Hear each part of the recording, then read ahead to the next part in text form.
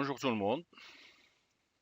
Alors, je me présente, Prof. Abdrahim Atiq, qui va vous faire le cours sur les matériaux pour le stockage de l'énergie électrique. Alors, je rappelle ici que on va s'intéresser surtout aux matériaux qui vont être utilisés dans les batteries. Bon, on va parler un petit peu de généralité sur toutes les batteries, mais ce qui nous intéresse plus, c'est les batteries au lithium.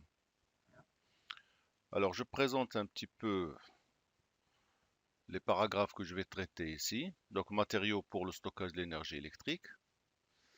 On va commencer par des généralités et parler un petit peu des problématiques de stockage de l'énergie électrique, à savoir comment on produit de l'électricité et de l'énergie et comment on va le stocker et le convertir en énergie.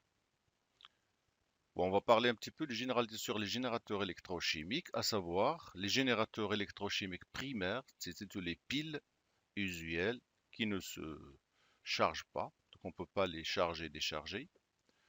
Et les générateurs électrochimiques secondaires ou accumulateurs, et ça, on peut les charger et décharger plusieurs fois. On va surtout parler des grandeurs qui caractérisent un accumulateur, quelques types d'accumulateurs, parler surtout du fonctionnement d'une batterie au lithium-ion, et après passer aux matériaux qui vont servir au stockage de l'énergie. Donc on va parler un petit peu des synthèses de ces matériaux d'intercalation, comment on fait leur synthèse au laboratoire. Ces matériaux vont servir bien sûr à stocker de l'énergie. C'est les matériaux qui sont utilisés dans nos portables, dans les chargeurs de nos portables. Donc, comment s'effectuent les tests de ces matériaux dans le laboratoire? Ces matériaux qui sont destinés pour le stockage de l'énergie. Et on va présenter les piles au lithium dans le commerce. Et on finit par une conclusion. Et des parties théoriques qu'on va détailler dans la suite. Donc ici, c'est des détails sur la partie du cours. Je vais passer rapidement. Donc, généralité et problématique du stockage de l'énergie.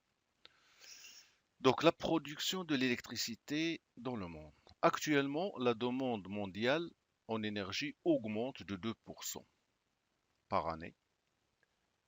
Elle a tendance à diminuer dans les pays industrialisés, mais elle augmente très fortement dans les pays émergents tels que la Chine, le Brésil, le Mexique. Donc, pour les États, il faut retenir une chose, que l'indépendance énergétique d'un État est stratégiquement et économiquement essentielle pour chaque État.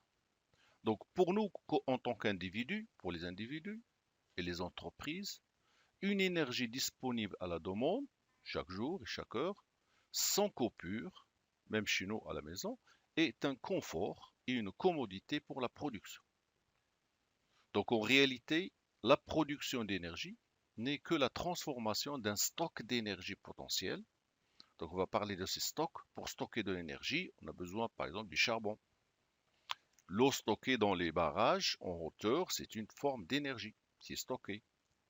Les matières fossiles telles que le pétrole, etc. Si on a ça, si on a le pétrole, on a de l'énergie qui est stockée. Donc, en réalité, la production d'énergie n'est qu'une transformation de ces stocks d'énergie potentielle en quoi? En énergie directement utilisable. Surtout, ce qui est directement utilisable, c'est l'électricité. Pour effectuer un travail en électricité. Donc, c'est l'énergie directement utilisable c'est l'électricité et pour effectuer un travail mécanique. Donc, la production mondiale est basée sur les ressources fossiles qui sont le charbon, le pétrole et le gaz jusqu'à présent, soit 99% de l'énergie provient de ces gisements. Cependant, les réserves en ces énergies, charbon, pétrole, gaz, sont limitées et ils sont de plus en plus rares et plus durs à extraire et on prévoit un épuisement des ressources des réserves de pétrole aux alentours de 2040. De plus, l'utilisation des ressources fossiles est une des principales sources de dégradation de l'environnement. C'est quelque chose à chercher à le substituer afin de sortir de ce problème de dégradation de l'environnement. Aujourd'hui, donc, il est donc impératif de maîtriser, c'est-à-dire produire et stocker de l'énergie. Donc, on doit produire, mais il faut stocker. C'est ça le problème. Stocker cette énergie produite et l'utiliser quand on a besoin. Donc, produire des énergies propres et renouvelables, telles que l'éolien, dans l'énergie. Donc, on commence à maîtriser l'énergie éolienne. Donc, c'est le vent qui est la source primaire de cette énergie. On commence à maîtriser l'énergie photovoltaïque. Donc, c'est les panneaux solaires. Donc, on a besoin du soleil et de ces panneaux pour produire de l'énergie. Et aussi, on commence à maîtriser l'énergie hydroélectrique. Si il est dû au mouvement de l'eau, donc si on stocke de l'eau dans les barrages, eh ben, cette eau va servir à produire de l'énergie grâce à son mouvement d'une hauteur à une autre hauteur. Donc de plus, certaines énergies sont intermittentes, c'est-à-dire on n'a pas tout le temps, on n'a pas à notre disponibilité tout le temps ces énergies. Bon, pour l'éolienne, qu'est-ce qu'il nous faut? Il faut présence du vent. Mais s'il n'y a pas de vent, on n'a pas d'énergie éolienne. Et le jour, si on s'intéresse aux énergies solaires, il nous faut du soleil. Donc on a du soleil le jour, mais la nuit, on n'a pas de soleil. Les énergies dues aux marées hydroliens, c'est-à-dire qui utilisent la force des courants marins, donc il faut des vagues énormes pour créer de l'énergie. Donc qu'est-ce qu'on conclut de tout ça? Il faut donc être capable de stocker l'énergie produite par l'éolienne, par le soleil, par l'hydroélienne, les marées hydroéliennes, etc. Il faut être capable de stocker l'énergie lorsqu'elle est produite, de manière à fournir cette quantité d'énergie constante d'électricité quand on a besoin. Donc, si on a de l'énergie le jour, il faut le stocker pour l'utiliser la nuit. Si on a le vent, il faut de l'énergie, il va faire de l'énergie, mais le problème, c'est pas avoir de l'énergie, mais il faut chercher à le stocker. Donc, on cherche dans la suite, stocker de l'énergie, il faut chercher le matériau qui va nous permettre de stocker cette énergie. C'est ça le problème. Donc, stockage et conversion de l'énergie. Donc, stocker de l'énergie, c'est quoi? C'est l'action qui consiste à placer une quantité d'énergie en un lieu donné pour une utilisation dans la suite, par la suite, ultérieurement. Donc, à quoi on va s'intéresser? À la création d'un stock à partir d'une énergie déjà disponible. Donc, on a de l'énergie déjà disponible, mais à partir de cette énergie, il faut créer des stocks. Donc, le terme stockage d'énergie est souvent employé pour signifier le stockage de matière qui contient cette énergie. À savoir, dans l'industrie, le stockage de l'énergie, soit qu'il s'effectue dans des grands réservoirs, c'est concerne les carburants, pétrole par exemple, dans des accumulateurs électriques, ça c'est les batteries, c'est le but de notre cours.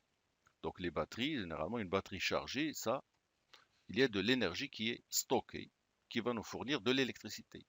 Soit dans les lacs de barrage, donc si on a un barrage plein d'eau, donc on a de l'énergie qui est stockée si jamais on ouvre le barrage, donc à travers le mouvement d'eau mécanique qui va se transformer en électricité grâce à des turbines.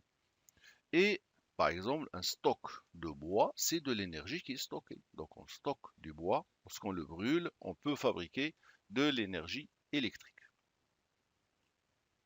Mais retenir une chose, l'électricité, une fois créée, est plus difficile. C'est difficile à stocker. Donc on peut l'utiliser directement, mais c'est difficile à stocker par rapport aux autres formes d'énergie. Donc on peut le stocker sous forme dans les barrages, de l'énergie dans les barrages, sous forme d'eau, etc., le charbon, etc., le pétrole. Mais une fois qu'on fabrique l'électricité, c'est difficile de le stocker par rapport aux autres formes d'énergie. Donc les lois de la physique nous apprennent qu'on ne peut stocker l'énergie électrique que de façon indirecte. C'est-à-dire on va le stocker d'une manière indirecte pour le recréer à la demande. On va voir un petit peu ce point. Pour cela, il faut retenir une chose. On ne peut pas conserver l'électricité dans un récipient comme le pétrole ou le bois dans un bidon. On ne va pas prendre un bidon qu'on remplit d'électricité. Donc c'est ça stocker. Donc il faut chercher à stocker de l'énergie électrique ou bien des électrons C'est le but de notre cours. On va chercher à stocker des électrons dans un matériau. Donc, on va s'intéresser surtout à ce qu'on appelle le stockage indirect de l'énergie électrique. On va le stocker, mais d'une manière indirecte. On va voir ça comment. Donc, on ne peut pas stocker directement, donc on cherche à le stocker indirectement, cette énergie électrique. Mais on peut la transformer, cette énergie, en d'autres formes d'énergie potentielle stockable, telles que mécanique. Ça, c'est l'eau. Donc l'eau, le mouvement de l'eau, par exemple, ça crée de l'électricité. Donc si on a un barrage avec de l'eau, ça veut dire qu'on a stocké indirectement de l'électricité sous forme d'eau dans les barrages. Ou bien stocker, on peut transformer d'autres formes d'énergie potentielle stockable telles que l'électrochimie. Donc ça, c'est une réaction électrochimique qui se passe au niveau de notre batterie. Et une fois que cette réaction chimique démarre, qu'est-ce qu'il nous donne? Il nous donne de l'électricité. Donc on a stocké dans une batterie de l'énergie électrique. Ou bien thermique, lorsqu'on chauffe, lorsqu'on brûle du charbon, du bois, etc., ça crée de l'énergie, ça crée de l'électricité. Donc on peut transformer cette énergie électrique en d'autres formes d'énergie stockable par des conversions réversibles. C'est-à-dire on peut faire le mouvement de l'eau donne de l'électricité, mais l'électricité lui aussi, il faut donner un mouvement à l'eau. On va voir ça par la suite. C'est-à-dire capable, par transformation inverse, de recréer de l'énergie électrique. Donc ici, citons par exemple la conversion réciproque mécanique, énergie mécanique due au mouvement de l'eau dans les barrages. Voilà un barrage qui retient de l'eau. Et le mouvement de l'eau, par cette énergie potentielle, donc qu'est-ce que ça va faire? Tourner des turbines et grâce à des alternateurs, on va former de l'électricité. Donc c'est une conversion énergie mécanique, mouvement de l'eau, en énergie électrique qui va créer à travers les alternateurs de l'électricité dans les centres hydrauliques. Mais cette électricité qui est créée aussi, elle peut être utilisée pour faire un autre travail, c'est-à-dire pomper.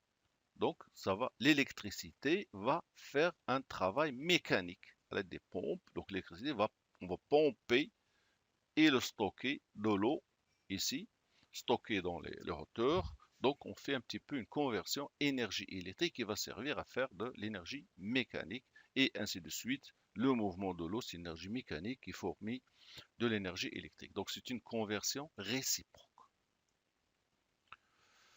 Oh, citons aussi des conversions électrochimiques. Maintenant que au cours des charges d'une batterie.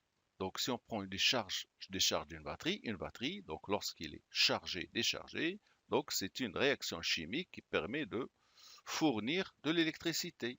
Donc, au cours d'une charge, on charge une batterie, on la décharge. Donc, c'est une conversion électrochimique. Grâce à une réaction chimique, oh, ça va fournir de l'électricité. Donc, charge-décharge, au niveau du batterie, ça va permettre de convertir de l'énergie chimique en énergie électrochimique en électricité. Donc, du fait de cette propriété de réversibilité de conversion, on peut stocker, par exemple, ici dans une batterie, de l'énergie électrique sous forme d'énergie chimique. Donc, c'est une réaction chimique qui va nous donner de l'électricité que l'on utilise quand on aura besoin. Ainsi, par exemple, l'énergie solaire, ça va produire grâce à des panneaux solaires, ça va produire de l'électricité. Cette électricité sera stockée dans des batteries et après, donc la nuit, donc ça c'est le jour, et la nuit, donc ces grandes batteries vont servir à alimenter par exemple une ville.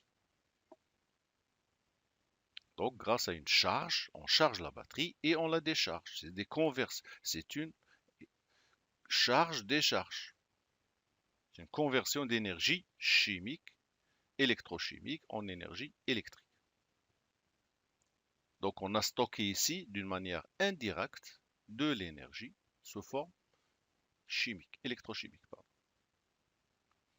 Donc à retenir que l'électricité, elle peut être transportée facilement grâce à des matériaux conducteurs, le cuivre, l'argent, etc. Il peut être modulé rapidement, c'est-à-dire transformé grâce à des transformateurs.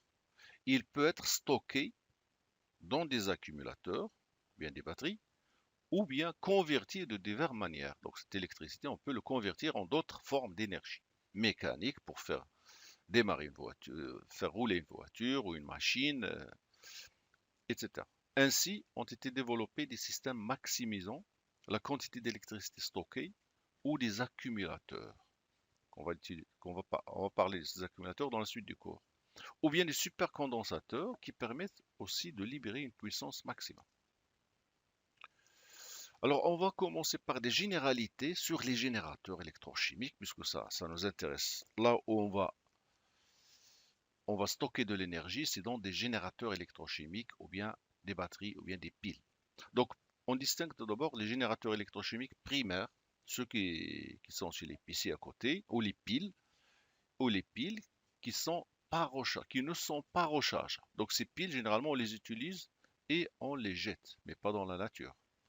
Donc, pourquoi on ne peut pas les recharger? Donc, c'est des piles qui s'utilisent une fois et on ne peut pas les recharger. Pourquoi? Parce que la conversion d'énergie électrique en énergie chimique n'est pas possible. Donc, c'est-à-dire, même si on les branche grâce à un transformateur, ça ne permet pas de les charger. Pourquoi? Parce que la conversion d'énergie électrique en énergie chimique n'est pas possible. Par contre, au début, quand il est chargé, c'est une réaction chimique qui va nous donner, c'est une réaction chimique qui va nous donner de l'électricité. Mais une fois qu'on veut le charger, même si on le branche à l'électricité, ça va pas, ça va pas marcher. Pourquoi? Parce que dans ce type de générateur, il n'est pas possible, pour des raisons d'ordre thermodynamique, c'est-à-dire ça c'est un petit peu la thermodynamique, la chimie, et cinétique. Cinétique, c'est-à-dire si on le branche, cet accumulateur pour le charger, il faut attendre beaucoup de temps, c'est-à-dire la cinétique elle est très lente, ce qui fait c'est pas rentable de charger ces types de batteries ou d'accumulateurs. Et il y a les plus intéressants, c'est les générateurs électrochimiques qu'on dit secondaires ou accumulateurs qui, eux, peuvent être rechargés. On peut les charger et recharger plusieurs fois. Et c'est ceux qui nous intéressent le plus dans ce cours. Donc pourquoi on peut les charger et recharger plusieurs fois? Parce que la transformation de l'énergie chimique dans ces batteries en énergie électrique, qui s'appelle la charge, c'est une réaction qui peut se transformer, qui peut être réalisée sans problème. Donc il est réversible. On peut transformer l'énergie chimique en énergie électrique. Et la même chose, quand on veut le charger, l'énergie électrique se transforme en énergie chimique pour que cette batterie soit chargée. Donc la réaction inverse, on peut faire une charge et faire une décharge.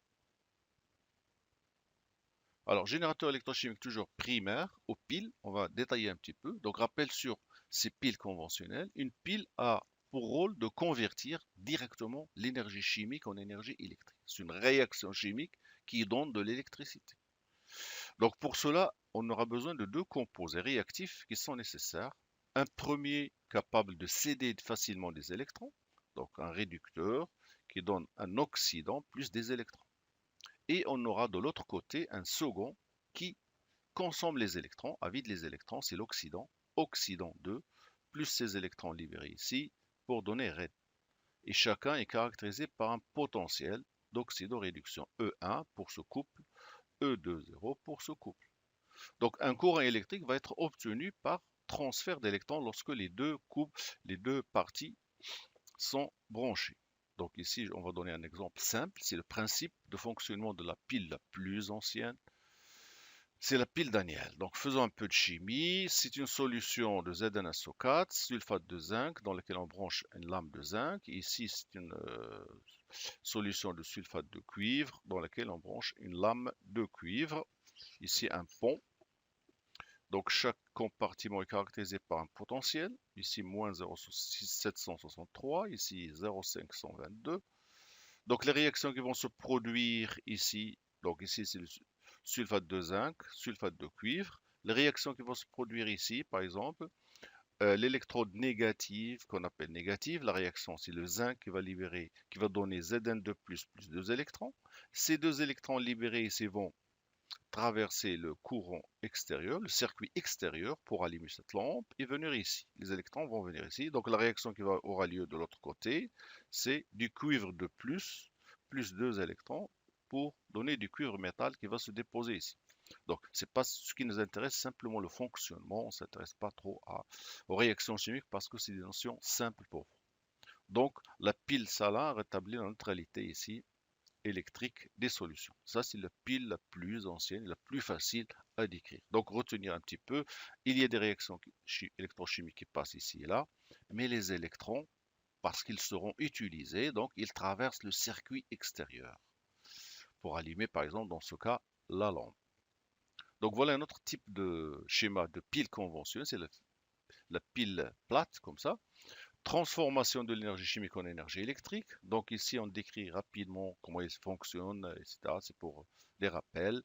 Donc ici on a Zn, les réactions qui se passent ici, c'est Zn plus 2H moins dans Zn. C'est l'électrode négatif. Et vous avez ici l'électrode positif, il est fabriqué en MnO2, principal principal élément actif. Donc les réactions qui se passent ici et là, ça c'est l'électrolyte en jaune, c'est KOH, c'est le potasse caustique. Donc les réactions qui se passent ici, Zn plus 2H moins donne ZnOH plus de électrons, libération des électrons. Ces électrons sont libérés, ils vont partir circuit extérieur et venir ici. Ça c'est le carbone qui va servir à collecte des électrons parce qu'il va faciliter la conductivité électrique. Parce qu'une fois les électrons sont là, il faut qu'ils bougent. Pour qu'ils bougent, il nous faut un peu de carbone. Et même ce que vous voyez ici, c'est du carbone divisé. Ces points noirs, c'est du carbone divisé qu'on mélange avec MnO2 pour activer la réaction. Donc c'est MnO2 en poudre. Donc ça, c'est en principe le fonctionnement d'une pile conventionnelle que vous utilisez CDPC lorsqu'elle fonctionne. Donc la même chose ici, schéma d'une pile alcaline, c'est presque le même principe, j'ai changé simplement la photo. Donc ici, vous trouvez la même chose, le zinc à la surface. Au pôle moins d'une pile, il y a toujours un métal, c'est le zinc, pile ronde. Et lithium dans le cas des piles boutons. Donc on va voir dans le site les piles boutons. Dans le cas des piles boutons, à la place du zinc, on met du lithium. Le pôle plus, qu'est-ce qu'il contient? Il constitue de manganèse. Ici, on a pôle plus, c'est du MnO2, l'oxyde de manganèse, bien sûr, plus un peu de poudre de carbone pour assurer la conductivité électrique. Donc ici, il faut retenir une chose, contrairement à une combustion. Est-ce qu'il y a une combustion ici? Absolument pas.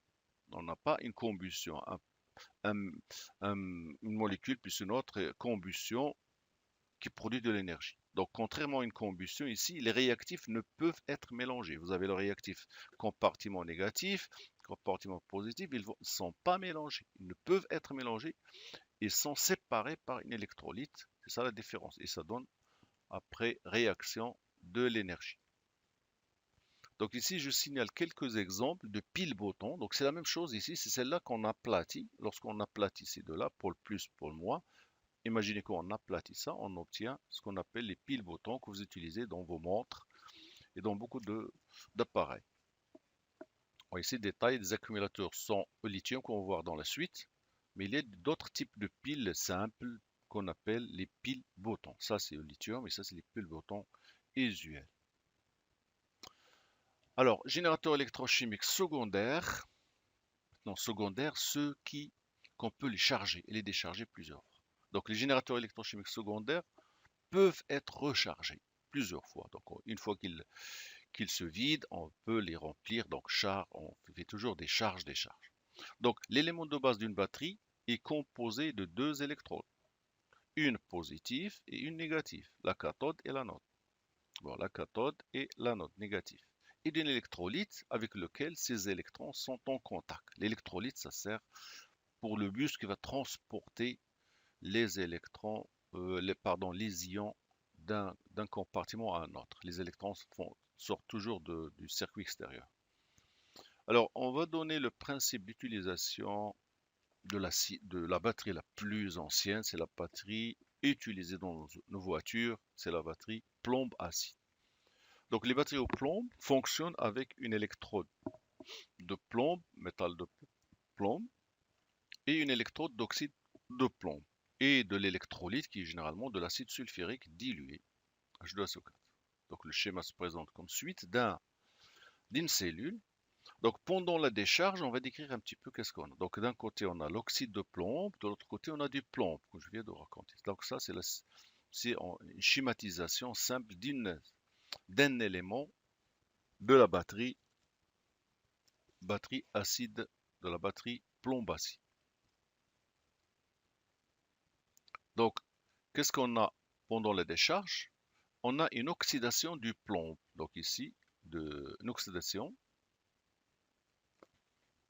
du plomb à l'anode. Donc l'anode ici, le plomb va donner la réaction Pb2. Il va s'oxyder, son degré d'oxydation de monde, Pb2 plus 2 électrons, en libérant ainsi des électrons. Donc ils vont être libérés des électrons ici. Donc les électrons vont traverser le courant extérieur, passer par l'extérieur, courant extérieur, par l'extérieur et venir ici. Une fois là, PbO2 plus les deux électrons en milieu acide, ça va donner du Pb2+. Donc c'est les deux réactions qui vont se produire en gros ici. Donc les électrons arrivent à la cathode, il y aura une réduction du plomb, réduction de l'oxyde de plomb qui se transforme en ion Pb2+, puisque ici le plomb il est en degré plus 4. Et diminution de la couche d'oxyde de plomb, ici on voit une diminution, une consommation de plomb, vous voyez que diminution. Et ici de l'autre côté, il y a du Pb2+, qui se dépose. Il y a du Pb2+, qui donne du PbO2 qui donne du Pb2+, en solution. Et entre les deux, un séparateur, on va voir dans la suite les détails d'un séparateur dans l'autre figure. Donc ici, on a parlé pendant la décharge. Ici, pendant la charge, on a un générateur qui est branché au bord de l'accumulateur pour charger. Donc on observe l'inverse. Donc ici, la réaction Pb2+ dans le Pb. Et de l'autre côté, les électrons vont se former de ce côté-là. Pb2+, PbO2+. Donc c'est Pb, les électrons formés, ils sont formés ici. Pb2+, plus 2H2 donne PbO2 plus 2 électrons. Les électrons traversent le courant, le circuit extérieur et arrivent ici. Et la réaction qui va se produire, c'est le Pb2+ de la solution qui va se déposer sous forme de plomb ici. Et on a les deux potentiels, les deux couples redox, PbO2 ou bien Pb4, Pb2+, et des deux côtés, les deux potentiels, ça va permettre de donner donc E1 moins E2, ça donne le potentiel au bord d'une cellule dans le cas de la batterie acide plomb. Donc si vous faites le calcul, vous trouvez 2 volts, presque 2 volts.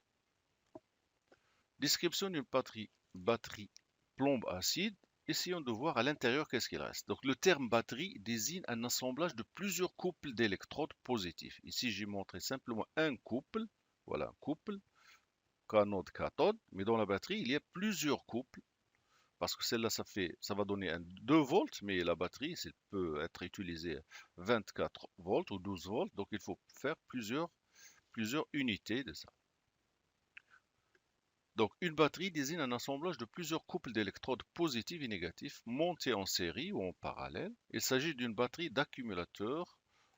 Au milieu de chaque couple est placé un séparateur. On va voir les rôles des séparateurs dans la suite. Donc ici, vous avez une figure, le schéma d'une batterie au plomb. Donc l'électrode positive fabriquée essentiellement PbO2.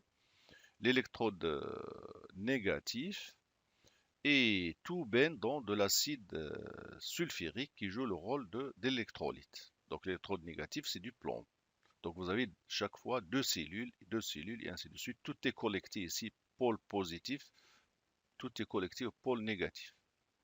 Donc une batterie au plomb est constituée par un ensemble d'accumulateurs. La tension nominale d'un accumulateur, comme je vous l'ai montré auparavant, si vous faites la différence, vous trouvez 2 volts. Presque chaque accumulateur fait 2 volts. Donc une batterie de 12 volts nécessite 6 accumulateurs pour avoir 12 volts. Si on veut 24, il faut mettre 12. Ces accumulateurs sont logés dans un bac en plastique. C'est le bac que vous voyez ici, tout est en plastique. Donc on va parler de l'électrode positif. Qu'est-ce qu'on a dans l'électrode positif? Ce sont des grilles en alliage binaire ou ternaire, essentiellement qui contiennent ces matériaux-là. Un alliage de plomb et d'antimoine, ou bien plomb, calcium, etc. Dans les alvéoles, les trous sont remplis d'une pâte poreuse de PbO2. Donc, un alliage qui englobe tout ça, et vous avez à l'intérieur pâte poreuse de PbO2. Ça, c'est l'électrode positif. Matériau qui est actif ou l'électrode positif. Donc, les éléments de l'alliage permettent de faire quoi? D'améliorer les propriétés mécaniques de la grille et influencent sur les performances d'une batterie. Donc, voilà le séparateur et vous avez l'électrode négative ici, électrode positive. Donc, l'électrode positive, un séparateur et l'électrode négative. Donc, l'électrode négative, ils sont comparables aux grilles positives, sont remplis de plomb. Donc, maintenant, ils sont remplis de plomb. Vous avez l'électrode positive, PbO2, et l'électrode négative, c'est du plomb. Donc, c'est des alvéoles, toujours ces creux à l'intérieur des alliages qui contient du plomb. Donc retenir, les électrodes sont souvent appelées plaques en raison de leur forme sous forme de plaques. Autre chose, on a parlé des plaques positives, négatives, et entre les deux, qu'est-ce qu'on a? Le séparateur. À quoi ça sert les séparateurs? Donc le séparateur, il évite le contact entre les électrodes positifs et négatifs, et le séparateur sont le plus souvent constitués de feutres de fibres cellulosiques. Donc on ne va pas rentrer dans les détails. À quoi servent les séparateurs? Ils possèdent des qualités remarquables à retenir, c'est qu'ils sont isolants du point de vue électrique parfait. Alors pourquoi isolants d'après vous? Parce qu'ils ne doivent pas conduire ici. Il ne faut pas qu'il y ait des électrons qui passent à l'intérieur entre l'électrode positif et négatif. Les électrons, s'ils passent ici, on aura ce qu'on appelle une décharge, un autodécharge. Donc isolant électrique parfait. Grande perméabilité aux ions, qui permettent le mouvement des ions entre les électrodes positifs et négatifs. Ils font barrière aux particules de matière qui sont des saletés. Ils ont une porosité élevée et surtout, ils doivent être des excellents tenus et doivent avoir une excellente tenue à l'acide sulfurique. C'est-à-dire, il ne faut pas que l'acide sulfurique les attaque. Donc ici à retenir ici dans le séparateur, pourquoi il faut qu'il soit isolant électrique. S'il n'est pas un isolant électrique, ce séparateur, on aura ce qu'on appelle une autodécharge élevée. Qu'est-ce que c'est qu'autodécharge? C'est-à-dire on pose la batterie dans un coin et il se décharge tout seul. Il se vide tout seul. Pourquoi? Parce que on a un séparateur qui n'est pas un bon isolant électrique. Alors maintenant, quelles sont les caractéristiques d'un accumulateur? Les grandeurs caractéristiques. À savoir, donc suivant la technologie utilisée, on aura la tension, c'est un accumulateur qui fonctionne par exemple à 2 volts, à 12 volts, 24 volts, etc. Donc ça, c'est une caractéristique, grandeur qui caractérise l'accumulateur ou la batterie. Tensions qui sont plus ou moins grandes, ça dépend de l'utilité. Mais un accumulateur est pour l'essentiel défini par trois grandeurs qui sont les suivantes. Ce qu'on appelle la densité d'énergie massique. Qu'est-ce que c'est que densité d'énergie massique? Ou volumique, qui est exprimé donc massique en wattheure par kilogramme, volumique en wattheure par kilogramme ou en wattheure par litre. Par litre lorsqu'il s'agit d'un volume.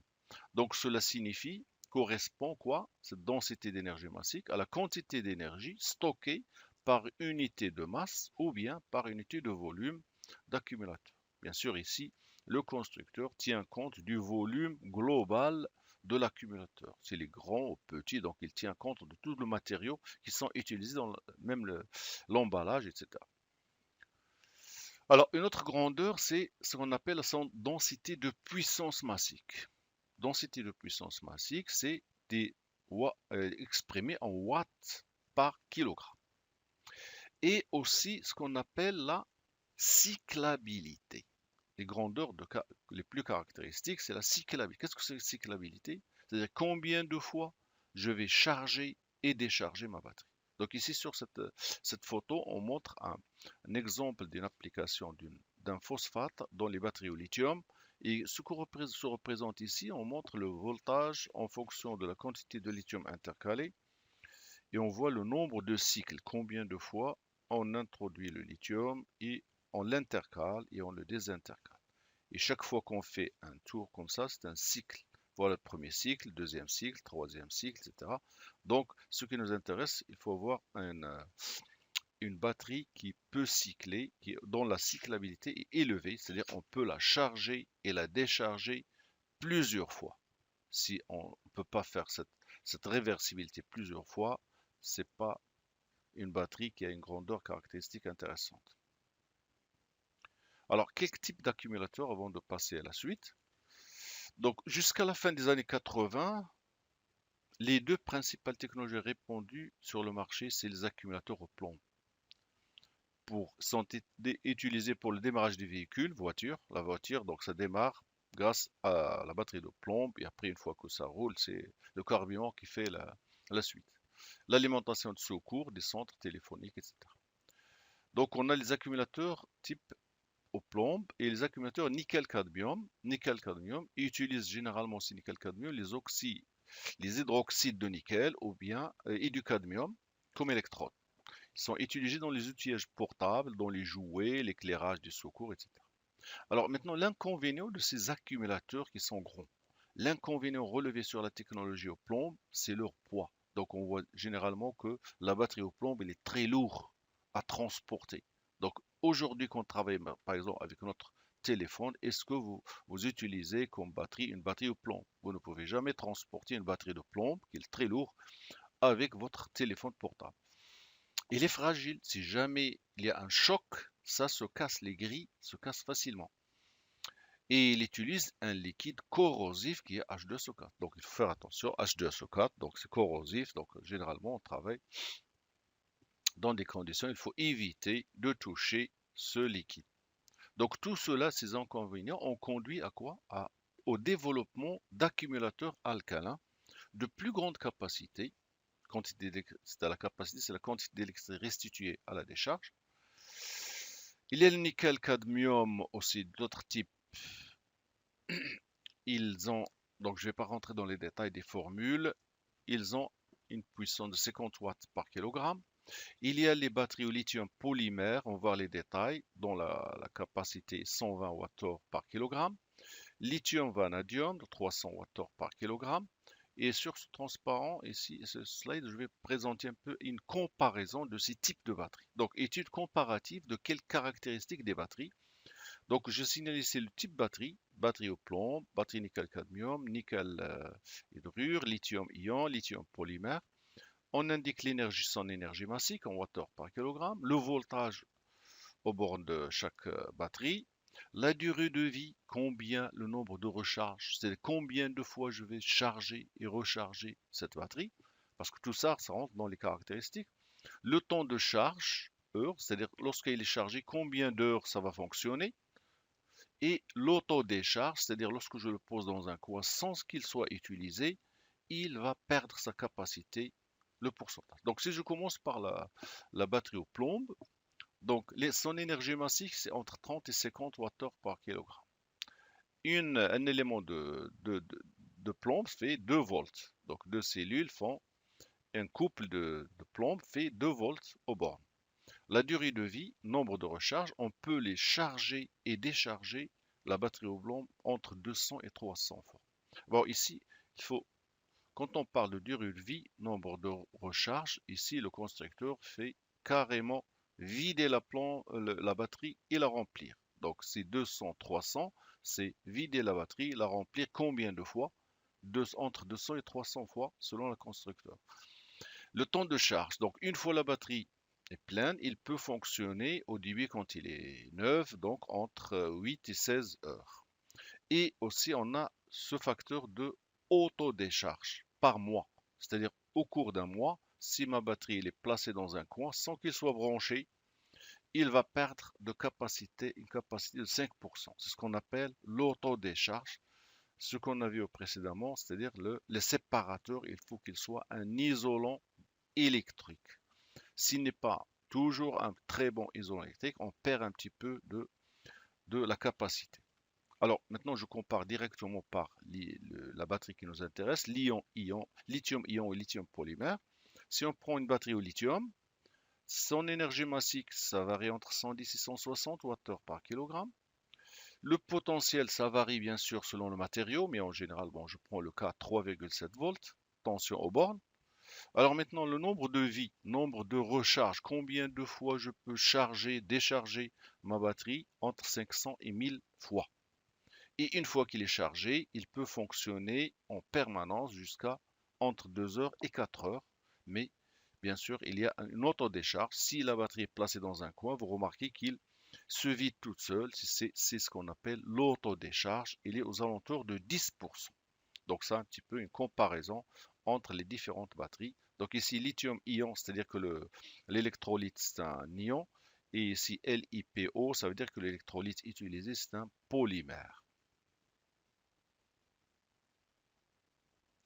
Alors maintenant, on veut montrer par cette photo, bien sûr, que la majeure partie des batteries de nos appareils, téléphones portables, etc., sont des batteries de technologie lithium-ion qui nous permettent un petit peu de travailler à l'aise, d'aller travailler en dehors des connexions électriques. C'est-à-dire, je ne suis pas obligé d'être branché pour travailler. Un peu d'histoire sur ces batteries au lithium. Donc, ce sont des Américains vers 1912 qui ont commencé à travailler sur les batteries au lithium, en la personne de Gilbert Newton-Lewis, vers 1912, hein, et les premières piles utilisant cette technologie ont été commercialisées vers 1970, mais c'est surtout vers 1992 que Sony a fait une véritable révolution en la commercialisation des batteries au lithium. Donc vous voyez un petit peu l'évolution. C'est vers 1992 que ça commence, les batteries au lithium dans le commerce. Donc, le développement de l'électronique portable, micro-ordinateurs, téléphones mobiles, etc., a donné une perspective d'un marché pour la voiture électrique ou hybride. Tout ça a suscité une forte demande des batteries rechargeables de haute densité d'énergie et ayant une faible masse, c'est-à-dire léger, et un encombrement réduit, c'est-à-dire pas trop grand. On doit les mettre dans n'importe quelle machine. Ainsi, pour résoudre ce problème, de nouveaux types d'accumulateurs sont apparus sur le marché, c'est les batteries au lithium qui vont résoudre ce problème. Donc, en parallèle avec cela, ça se développe le fondamental. En parallèle avec cela, et en relation avec, bien sûr, avec les problèmes de stockage d'électrochimique d'énergie, il y a quelque chose qui s'est développé qu'on appelle les réactions d'intercalation d'éléments alcalins. Ces réactions ont connu un succès considérable. Pourquoi? Ben, tout simplement, j'ai besoin de stocker de l'énergie dans un matériau. Et pour stocker de l'énergie, qu'est-ce qu'il faut?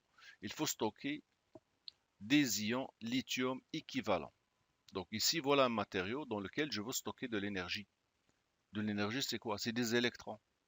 Donc chaque fois que je stocke un Li+, ça veut dire que je stocke l'équivalent pour avoir la neutralité d'électrons. Si je stocke beaucoup de lithium ici, ça veut dire que je stocke beaucoup d'électrons. Donc chaque fois que je stocke un ion positif, il y a un électron qui se met à côté pour le neutraliser. Donc ici, si l'on désire stocker des quantités importantes d'électrons, qu'est-ce qu'il faut dans un matériau donné? Il est indispensable d'intercaler. Donc quand je dis intercaler, c'est pas mettre quelque chose, c'est introduire, intercaler, un nombre équivalent d'ions Li+, et chaque fois qu'on intercale Li+, ça veut dire qu'il y a un électron qui s'intercale ici, qui se stocke dans ce matériau. Donc tout se revient. Si j'arrive à stocker beaucoup de Li+, ça veut dire qu'il y a à côté des ions lithium, des électrons à côté. Si je veux prendre mon énergie, je désintercale le lithium et l'électron sort. Donc c'est ça en gros la réaction d'intercalation, intercalation. Donc si on désire stocker des quantités importantes d'électrons dans un matériau donné, ça c'est le matériau qui nous intéresse pour stocker de l'énergie, il est indispensable intercaler, rentrer dans sa structure. Bien sûr, rentrer dans sa structure sans la détruire. On va voir ça dans la suite du cours. Indispensable d'intercaler dans sa structure un nombre équivalent d'ions positifs afin de compenser les charges. Donc j'intercale Li+ et un électron pour compenser.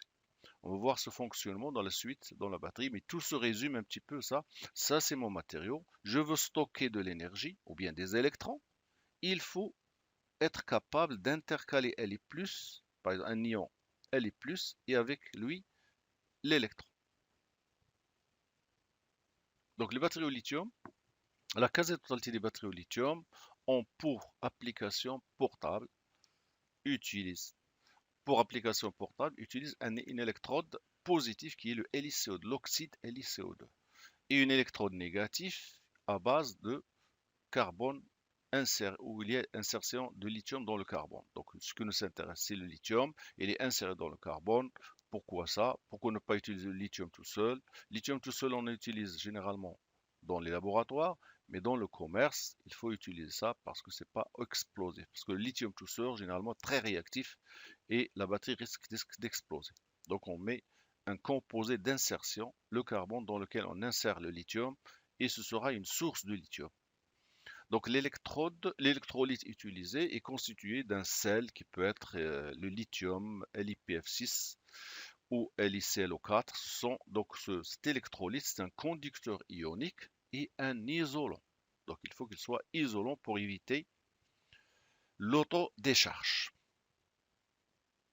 Donc si l'électrolyte est remplacé par une matrice polymère solide, on les appelle les batteries au lithium ion polymère et on les note, vous pouvez les lire sur vos batteries qui sont dans vos portables, vous pouvez trouver Li-PO, ça veut dire que l'électrolyte est en polymère.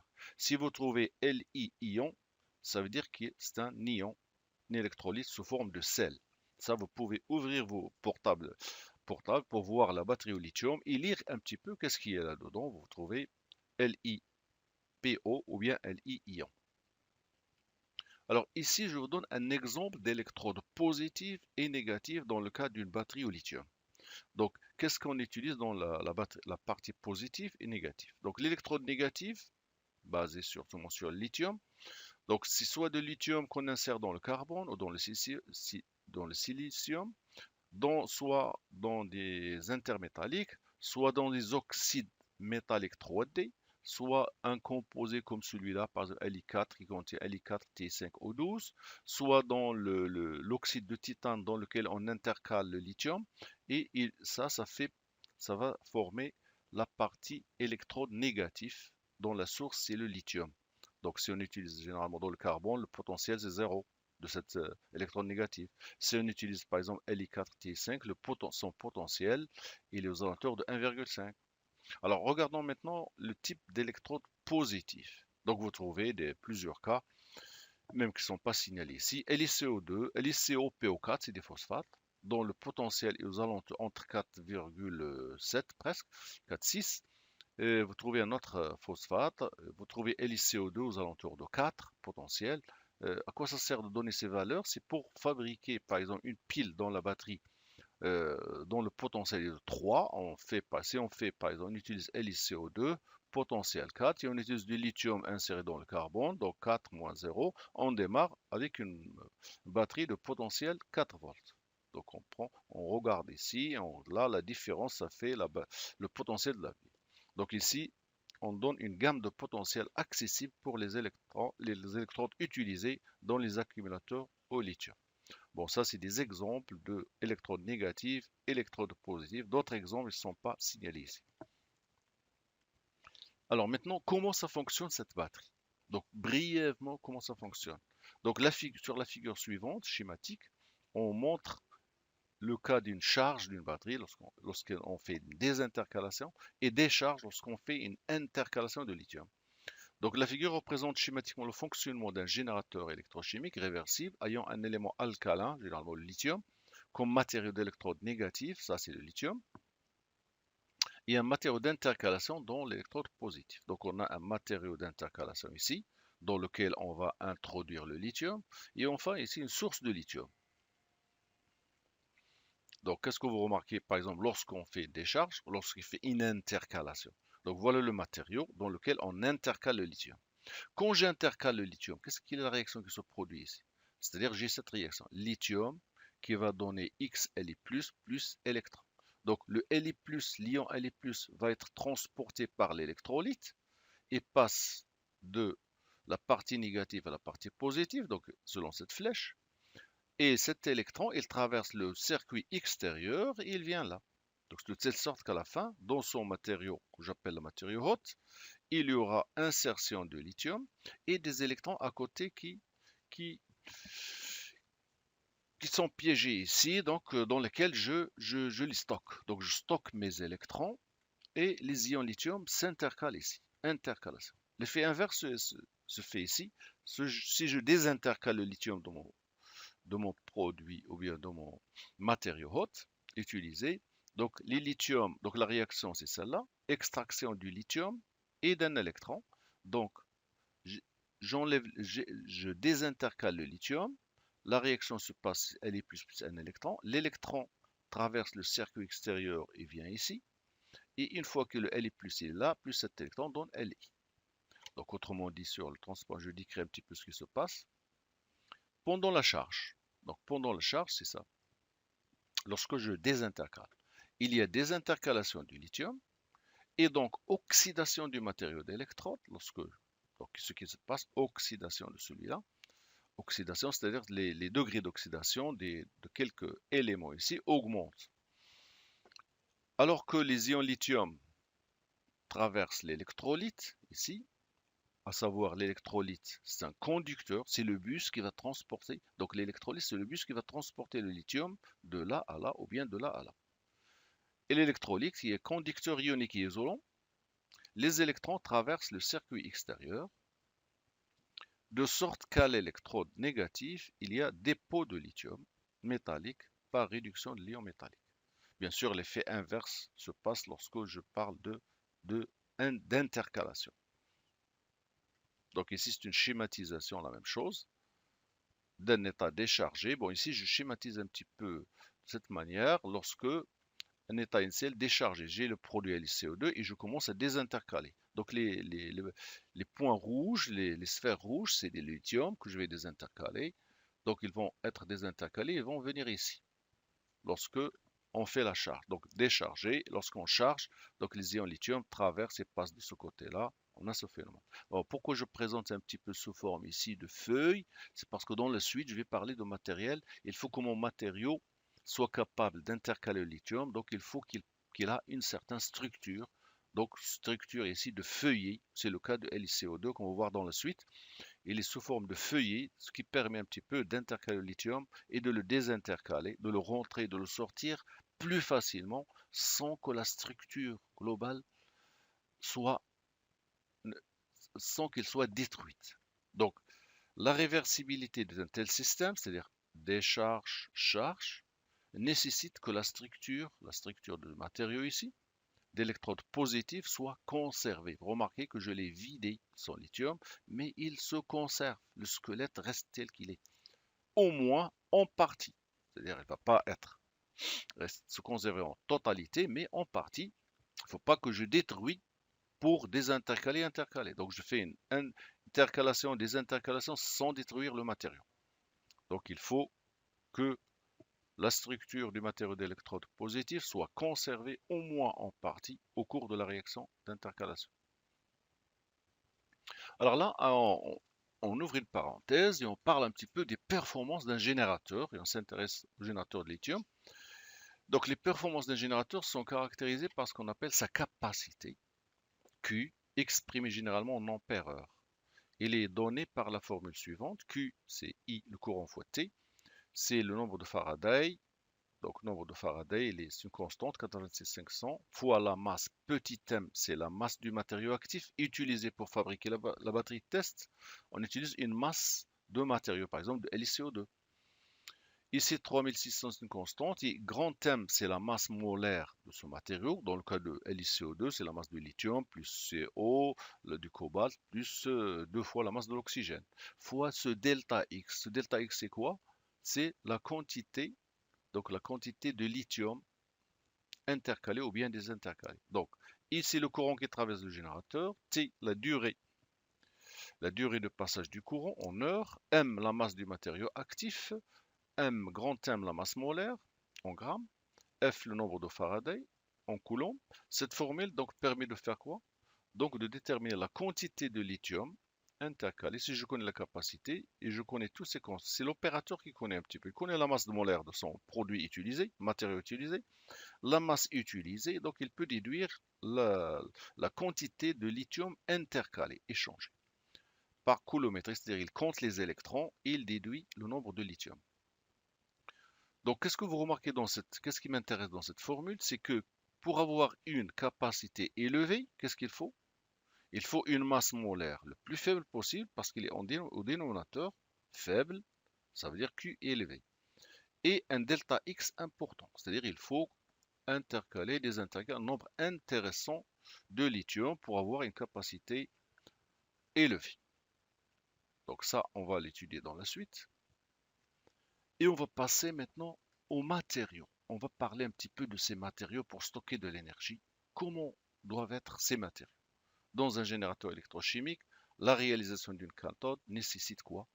Nécessite un matériau qui possède à la fois une bonne conductivité ionique. Bon, pourquoi d'après vous, je dois avoir un matériau qui possède une bonne conductivité ionique? C'est parce que une fois le lithium arrive là, il faut qu'il bouge. Et il faut qu'il bouge pour qu'il s'intercale. Et lorsque je veux le désintercaler, il faut qu'il bouge pour pouvoir être désintercalé. Donc je rentre le lithium, je rentre les électrons, je conserve les électrons, je prends mon lithium et je reprends les électrons. Donc il faut que mon matériau respecte un petit peu cette propriété.